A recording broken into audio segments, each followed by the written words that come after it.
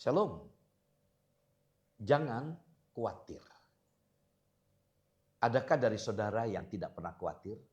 Saya begitu yakin semua kita pasti pernah mengalami perasaan khawatir. Tapi kita akan belajar bagaimana supaya kita tidak fokus hanya kepada kekhawatiran kita. Kita perlu mengalihkan fokus kita kepada Tuhan yang sumber kehidupan. Nah saudara, Matius 6 ayat 33 dan ayat 34. Tetapi carilah dahulu kerajaan Allah dan kebenarannya, maka semuanya itu akan ditambahkan kepadamu. Sebab itu janganlah kamu khawatir akan hari besok, karena hari besok mempunyai kesusahannya sendiri. Kesusahan sehari cukuplah untuk sehari. Ya saudara, salah satu hal yang menjadi penggerak bagi manusia dalam melakukan sesuatu tindakan adalah fokus perhatiannya. Jika dia berfokus pada kekhawatiran yang dialaminya, sedapat mungkin dia akan mengarahkan selalu perhatiannya kepada kekhawatiran itu. Dan tentu dia akan berusaha keras untuk menghilangkannya.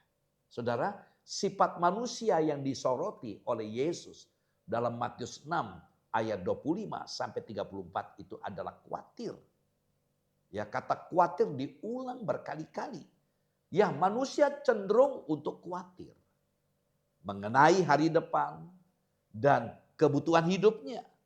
Ya, kebutuhan hidup yang dimaksudkan di sini adalah kebutuhan akan pangan dan akan pakaian. Apa yang kita butuhkan, masalah makan, minum, atau apa yang kita pakai, sesungguhnya Allah Bapa itu tahu. Yesus berkata, sebab itu janganlah kamu khawatir. Dan berkata, apakah yang akan kami makan, apakah yang akan kami minum, apakah yang akan kami pakai. Semuanya itu dicari bangsa-bangsa yang tidak mengenal Allah. Akan tetapi Bapamu yang di sorga tahu bahwa kamu memerlukan semuanya itu. Artinya bahwa orang-orang yang sudah mengenal Allah harusnya nggak usah pusing. Memang ada tanggung jawab kita untuk mencari. Tapi kita tidak fokus kepada apa yang dikatakan oleh Yesus tadi dalam Matius 6. Kenapa? Karena Bapa tahu apa yang kita butuhkan. Saudara, kekhawatiran terhadap kebutuhan-kebutuhan hari esok ini akan membuat manusia hanya berfokus mencari uang sebanyak-banyaknya agar kebutuhan hidupnya dapat terpenuhi. Itu diungkapkan dalam Matius 6 ayat 19 sampai 21. Harta yang dikejar-kejar dan dikumpulkan oleh manusia itu bersifat sementara saja karena dapat rusak dan hilang. Dan berujung kepada 2 kali 1 meter, yaitu kuburan. Kita tidak menikmati itu. Rusak karena lapuk dan membusuk dan dapat hilang oleh karena dicuri orang. Yesus mengatakan bahwa bukan harta dunia yang harus dikumpulkan, melainkan harta di sorga yang tidak dapat rusak atau hilang oleh karena dicuri. Saudara, Yesus mengajarkan agar kita tidak khawatir tentang kebutuhan mendasar dalam hidup kita ini. Kekhawatiran yang berkepanjangan justru berpotensi untuk melemahkan kekuatan, semangat hidup, dan keyakinan kita kepada Allah. Yesus berkata bahwa kekhawatiran tidak membuat jalan hidup atau usia kita bertambah. Jauh lebih baik untuk belajar beriman dan mempercayai Allah yang mengerti dan sanggup mencukupkan semua keperluan kita daripada terus-menerus khawatir akan segala sesuatu yang kita butuhkan. Saudara, Allah tahu apa yang kita perlukan. Allah mencukupkan semuanya, Allah mencukupkan semuanya dan memelihara kita sebagaimana Ia memelihara burung di udara dan bunga bakung di padang.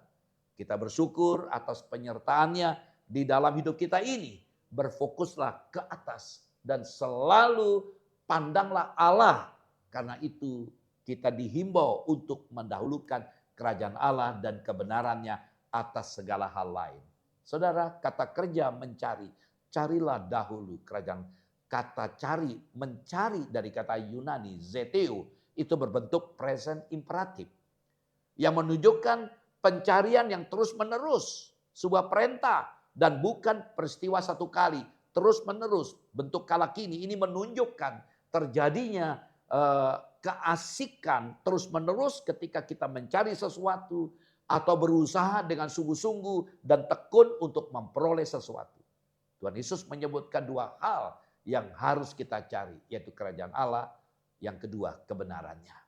Kerajaan Allah artinya kita harus berusaha, berupaya sungguh-sungguh agar kepemimpinan dan kuasa Allah dinyatakan melalui kehidupan dan pengabdian kita kepadanya. Yang kedua kebenarannya, mengacu kepada standar hidup dari Allah yang meminta kita mengikuti segala perintahnya dari hati, menerima semua ajaran Yesus tanpa melakukan ketaatan yang dipilih-pilih. Saudara, mencari kerajaan Allah adalah menerima dan tunduk pada kedaulatan Allah sebagai raja. Berarti mau taat melakukan kehendak Allah. Pada saat kita fokus untuk melakukan kehendaknya, dia pasti mencukupkan apa yang kita butuhkan.